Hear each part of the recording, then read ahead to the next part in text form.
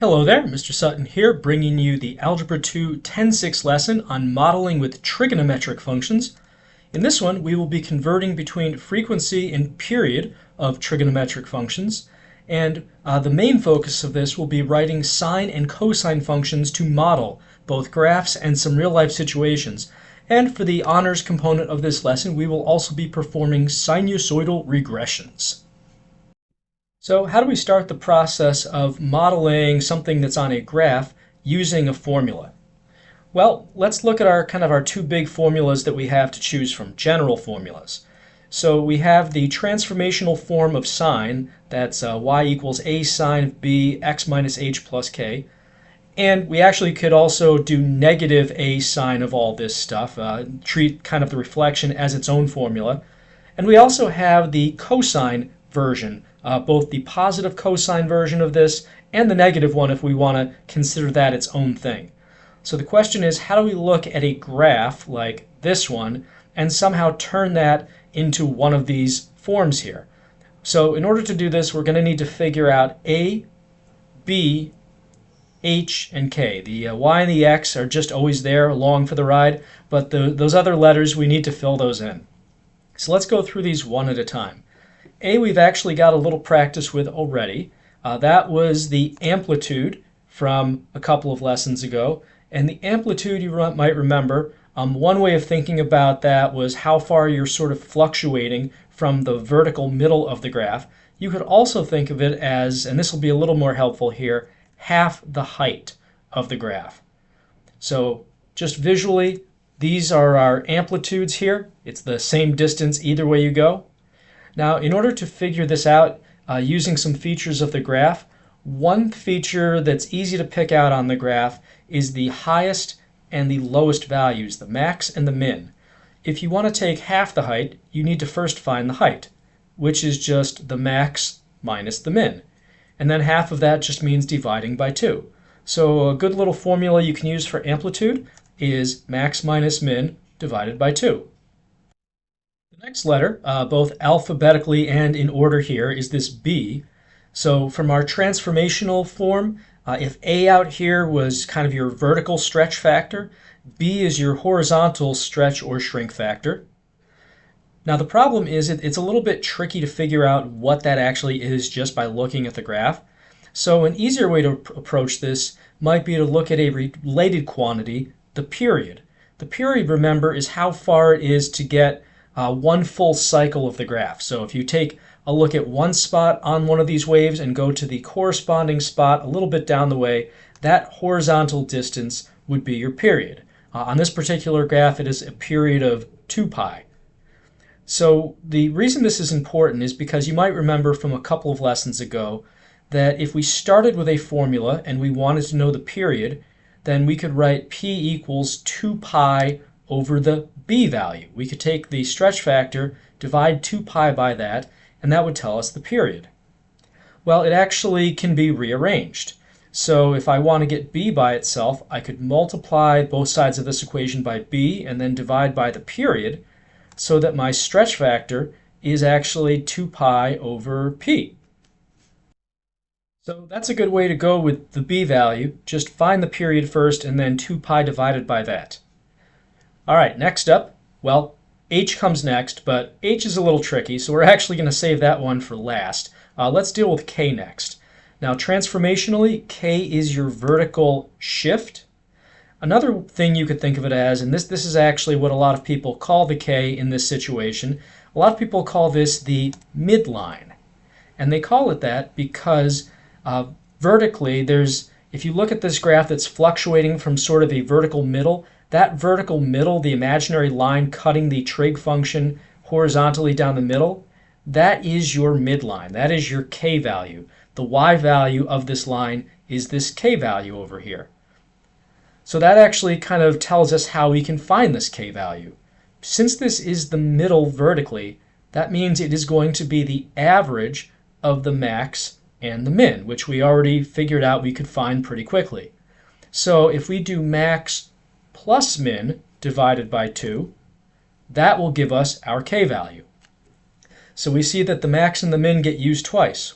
Once to find the amplitude, wants to find the k value. And they're very similar, so it's good to keep in mind what these things actually are, half the height versus the midline, so that we don't get them mixed up.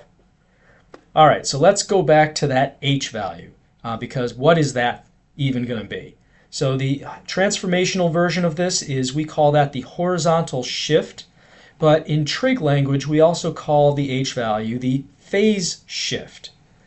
And this is because you can think of these trig waves, sine and cosine waves, having kind of four phases, four sort of key points, landmarks on the wave.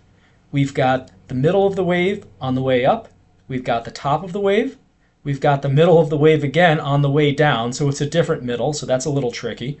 But then we also have the bottom of the wave. And these four landmarks just repeat over and over again along with the rest of the spots on these trig functions. So the phase shift, or the horizontal shift, the h value, is basically where a function's cycle begins, the x value where the relevant part of the wave begins. So each of these, each of our four trig functions we're thinking of, positive and negative sine, positive and negative cosine, those all have a specific part of the wave that it would normally be touching the y-axis for that specific function. We're just looking for that part of the wave and seeing what the x value is for that. So for, just to get a new graph here so I'm not cluttering things up, so for positive sine normally hits the y-axis at the middle of the wave going up. So that is actually this function right here that we see. This is actually a sine wave by that way of thinking about it. So this spot right here, the x value 0, that would be the h value if you were going to model this with a positive sine function. Now negative sine is kind of similar, but negative sine is the middle of the wave going down. That's the part that would normally be on the y-axis. So over here, this h value, pi in this case, this would be the h value you use for negative sine. And kind of the reasoning behind this is, if we had x minus h, that would be telling us that this negative sine function got shifted pi over, and this is the spot that used to be on the y-axis for the negative sine function. Now cosine, for positive cosine, the top of the wave is the starting point. So up here at pi over 2 for the x value, that would be the h for cosine. And then for negative cosine, it's the other spot, that's the bottom of the wave. Down here would be your negative cosine h value, 3 pi over 2 in this case. So this is what makes h a little bit tricky. I mean, a, p, b, k, those are all the same for a particular graph. Like, they are what they are. H is going to change depending on which trig function you're using. And it actually, even if you're using a specific trig function, there's multiple middle going ups that you could use for the h value for sine. Here's another top of the wave. Here's another h value you could use for cosine. And since this wave just keeps going and going, there's actually an infinite number of h values that you could use for each of these four different functions. So that makes it a little bit confusing to pick your h value. So it seems like you have to sort of pick the h value and the trig function together, but that's also kind of hard to do. So in practice, what people end up doing is choosing an h value and then picking a function that matches it, or choosing a function and then picking an h value that matches it. And there's different situations where one or the other of these might make more sense. If I'm allowed to pick whatever trig function I want, then I will probably just pick an easy h value, like 0, and figure out which function, which part of the wave I'm dealing with for that. If I have a multiple choice question and they're insisting that I figure out what this thing is as a sine function, then I'm committed to sine, and I have to figure out, where is middle going up, what h value is going to give me that. So with that long introduction out of the way, we've explained pretty much how to find every component of what you would need to model one of these trig functions. So here is one of these to practice on. It's a sinusoid, could be a sine or a cosine. Remember, we can actually use either for any of these that we want to express. So pause the video, figure out the a, the b, the h, the k, and put it all together, and let's see where we're at. All right, so let me start by finding the amplitude. Again, that's going to be max minus min over 2. So in this case, we've got the max of 5 minus the min value of negative 1, and they gave us these points here. That was nice of them to spell it out, all divided by 2. So this is going to be 6 over 2, or 3. And if you just want to double check, kind of looking at the middle of the graph, we're going up 3 and down 3 from there, so 3 makes sense. Now, to get the b value, remember we need the period. So let me get my period first. The period on this one, well, let's see here. It's a little bit tricky, but one way you can find the period is by finding the same part of the wave and then just sort of subtracting the x values to get the distance. So let's see, an easy part of the wave to look at is the top of the wave. The middle, it's easy to kind of mix up middle going up and middle going down. But if you do the top of the wave, we have one top part at pi over 8, and there's another top part over here. Now, what is this value here? Well, here is 3 pi over 8. So this next one, because this spot is halfway between the peaks, the valley is always halfway between the peaks, that means that this must be 5 pi over 8 over here. So our period then would be 5 pi over 8 minus pi over 8. That's going to become 4 pi over 8, which you could then reduce if you wanted to pi over 2. So that's our period. Now, after all that work, we still need to find the b value. Remember, that's going to be 2 pi over the period. So that's going to be 2 pi over 2. We're doing same change flip. So this is going to be 2 pi times 2 over pi. Pi's are going to cancel. 2 times 2 gives us 4. So that's our b value, our horizontal stretch factor. And it's actually going to be a horizontal shrink because this is a bigger number than 1. But anyway, moving on to the other things. The k value, the midline, that's max plus min divided by 2. So 5 plus negative 1 over 2. That's 4 over 2, which is going to be 2. And just visually confirming here, here's the y value 2, and that does appear to be the middle vertically of our graph. Now for the h value. Again, you could pick any h value you want and find a trig function to match it. I'm just going to go for the path of least resistance here. I'm going to just look on the y-axis. So on the y-axis, it looks like we are hitting the middle of the wave. And I know that middle of the wave is the start of the sine cycle. So for sine, we have an h value of 0, the x value 0 here. So I can just use 0 for h if I commit to using sine for this function. So putting it all together, I'm going to plug this into my a sine b x minus h plus k formula. So this is going to be 3 for the a value. We're going to have sine of, and then we have our b value of 4. And then x minus h, but since h is 0, I can just write x here, which is another reason if you can always pick the h value 0 and figure out something for that, that's always a good time. And then plus k, k is 2, so we have a plus 2.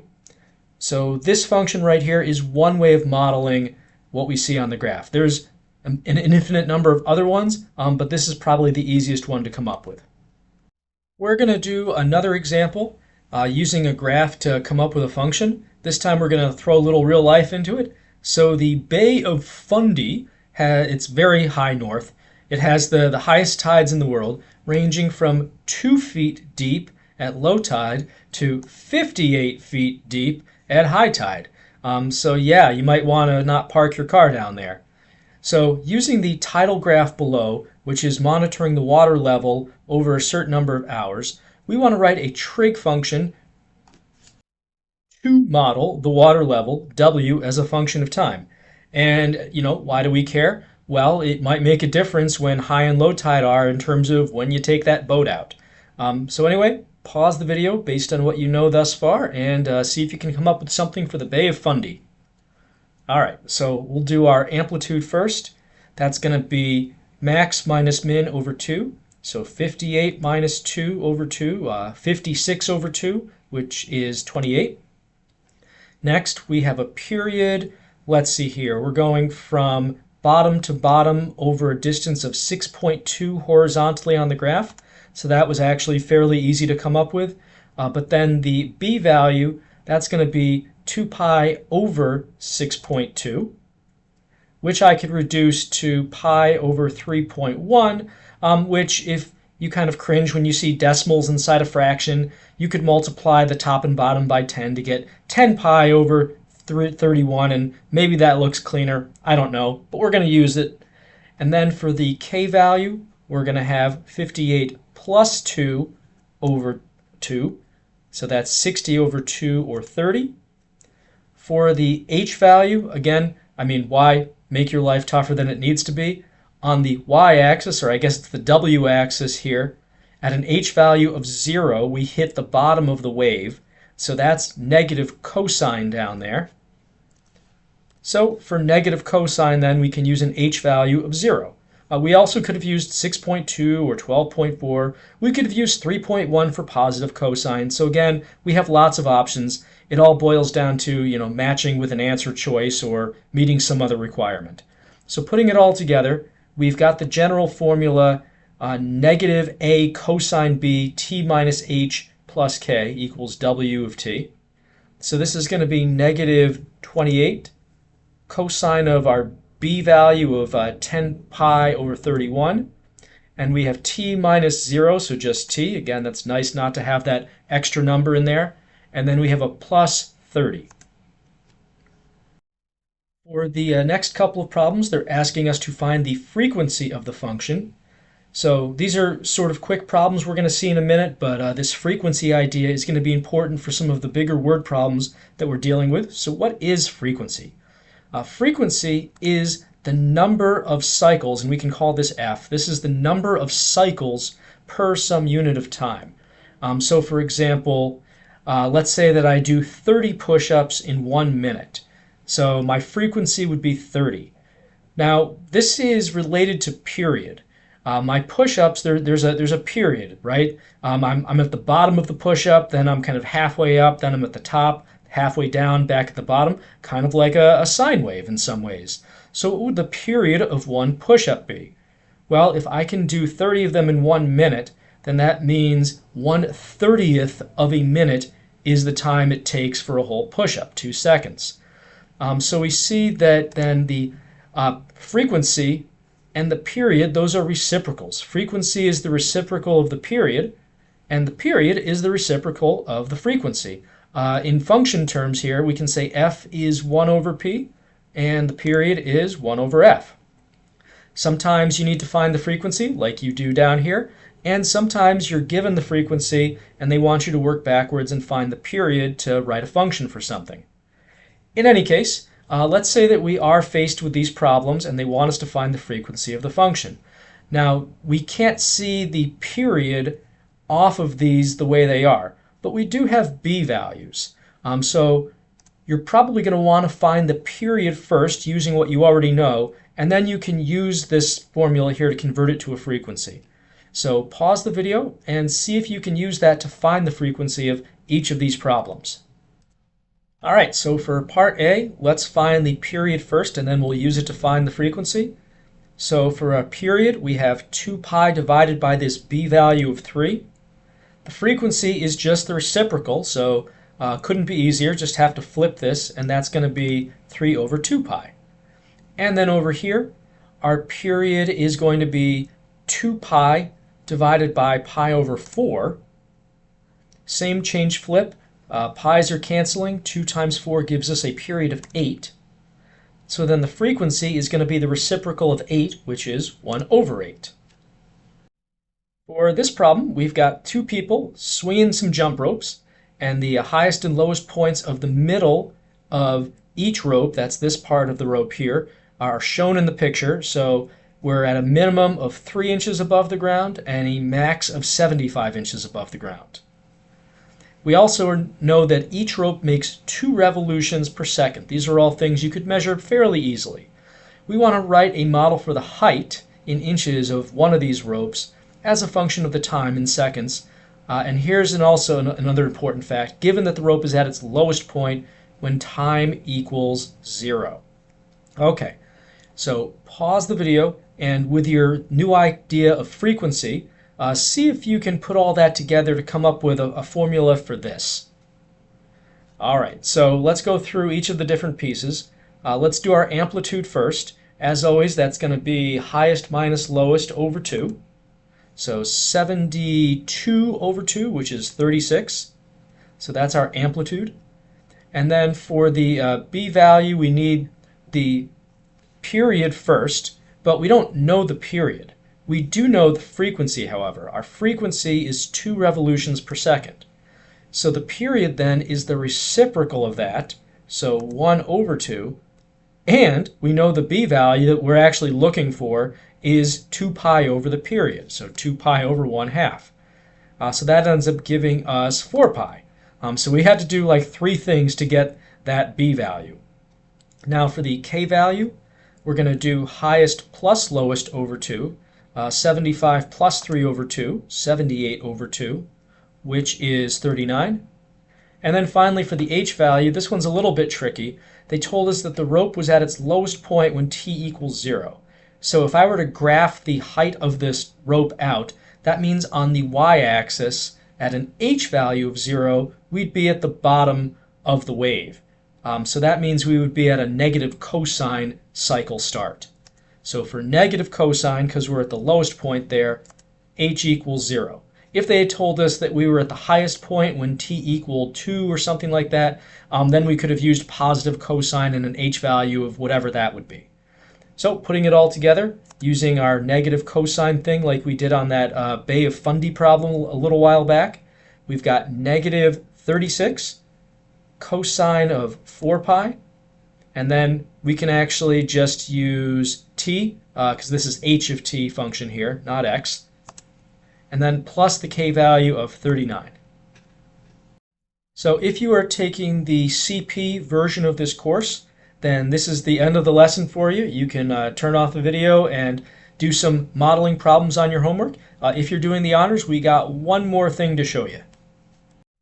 For this last problem, we have a table showing the number of hours, n, of daylight in Houston, Texas on the 15th day of each month.